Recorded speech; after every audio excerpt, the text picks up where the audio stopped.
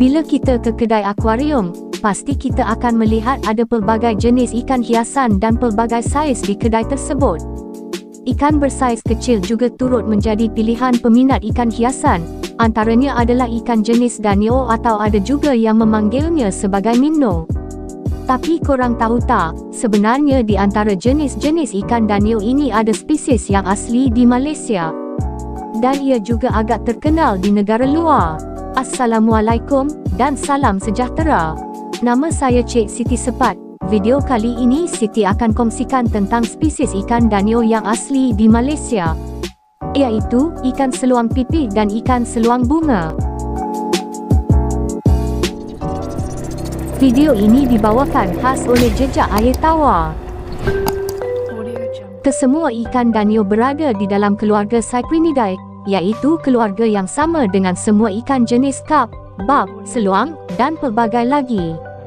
Dalam dunia ikan hiasan, antara kriteria ikan yang digelar sebagai danio ialah ikan tersebut mesti memiliki jalur di badan sama ada melintang mahupun menegak, atau ia memiliki corak di badan seperti bintik-bintik yang tersusun, saiz sirip pelvik pula lebih lebar, dan kebiasaannya ikan yang bersaiz kecil saja. Antara jenis yang melengkapi kriteria tersebut ialah danio, divario, dan inler cypris. Di Malaysia, hanya ada 2 jenis saja yang mewakili jenis ikan danio, dan hanya ada 1 spesies saja dari setiap jenis, iaitu danio arboliniatus yang kita panggil sebagai seluang bunga, dan divario regina yang kita panggil sebagai seluang pipih. Di dalam pasaran ikan hiasan global, seluang bunga dikenali sebagai pearl danio, manakala seluang pipih pula dikenali sebagai queen danio. Kadangkala ada yang menyangka ikan seluang bunga adalah anak ikan seluang pipih kerana warna dan karakter mereka yang agak sama. Badan kedua-duanya berwarna biru dan memiliki jalur melintang berwarna emas berkilat di badan. Tapi seluang pipih memiliki 2 atau 3 jalur tersebut. Seluang bunga pula kebiasaannya hanya memiliki 1 jalur tersebut. Adakala ia kelihatan seperti 2 jalur halus namun dikatakan ia masih spesies yang sama. Cuma ada varian seluang bunga yang tidak kelihatan garisan ini kerana faktor keadaan habitat, dan kemungkinan garisan itu akan mula kelihatan jika dipindahkan ke habitat berbeza atau ke dalam tank. Dari segi fizikal, badan seluang pipih lebih lebar atau kelihatan lebih pipih berbanding seluang bunga. Mengikut catatan, seluang pipih boleh membesar sehingga 3 inci, tapi paling besar yang admin Jejak Air Tawar sendiri pernah temui ialah saiz 5 inci. Seluang bunga pula hanya boleh membesar sekitar 2 inci lebih saja. Habitat seluang pipih selalunya di anak-anak sungai yang jernih dan berarus, dari sungai pergunungan hinggalah ke kawasan rendah yang berpasir kasar dan berbatu. Habitat seluang bunga pula lebih pelbagai berbanding seluang pipih. Ia boleh ditemui di anak-anak sungai di kawasan pergunungan, kawasan rendah, parit, paya, sawah, dan pelbagai lagi. Diet kedua-dua spesies ini adalah jenis insectivorous. Ia lebih cenderung memakan serangga dan juga larva serangga. Di kawasan pedalaman, ikan seluang pipih ada yang ditangkap dengan cara memancing, menembak, atau menggunakan bubuk untuk dijadikan sebagai makanan.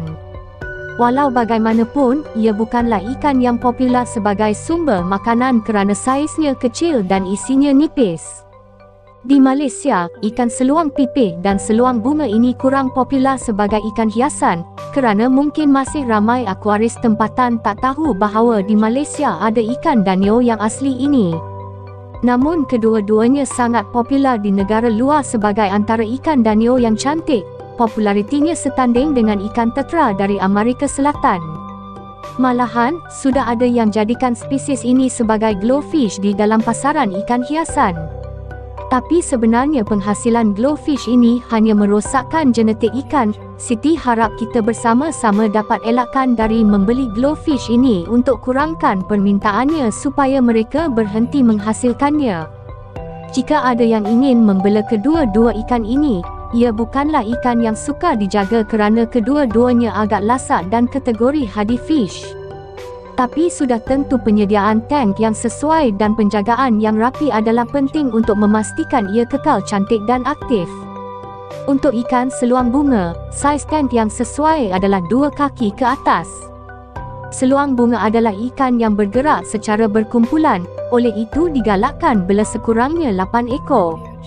Ikan seluang bunga boleh dicampurkan dengan ikan lain, tapi perlu diingatkan ia adalah ikan yang aktif berenang, oleh itu mungkin akan mengganggu ikan lain jika tank terlalu padat dengan ikan atau tumbuhan. Ia boleh diajar untuk memakan makanan jenis pellet. Suhu air yang bersesuaian ialah sekitar 20 hingga 26 darjah Celsius. Tapi ikan ini mampu hidup pada suhu serendah hingga 16 darjah Celsius. Kadar pH yang bersesuaian ialah 6.0 hingga 8.0. Untuk ikan seluang pipih pula, saiz tank yang bersesuaian ialah 3 kaki ke atas. Sama seperti seluang bunga, seluang pipih juga jenis bergerak secara berkumpulan, digalakkan sekurangnya bila 6 atau 7 ekor ke atas. Berbeza sedikit dengan seluang bunga, tank seluang pipih lebih digalakkan untuk menggunakan pam yang mengeluarkan sedikit arus seperti power head atau menggunakan wave maker. Kerana seluang pipih di habitat asalnya gemar bermain di arus sungai. Seluang pipih juga mudah untuk diajar makan makanan jenis pellet. Suhu air yang bersesuaian ialah sekitar 20 hingga 26 darjah Celsius. Kadar pH yang bersesuaian ialah 5.5 hingga 7.5. Itu saja yang Siti dapat kongsikan tentang ikan danio negara kita iaitu seluang pipih dan seluang bunga. Kita perlu berbangga dengan warisan alam negara kita ini kerana jika di Amerika Selatan ada ikan tetra, kita juga ada ikan yang setanding dengannya. Malahan kita memiliki banyak lagi spesies ikan tempatan yang unik, cantik dan hebat. Sama-samalah kita jaga kelestarian ikan tempatan dan juga alam semula jadi negara kita. Semoga populasi ikan seluang pipih dan seluang bunga kekal terpelihara sampai bila-bila. Sekian dari Cik Siti Sepat. Assalamualaikum dan salam sejahtera.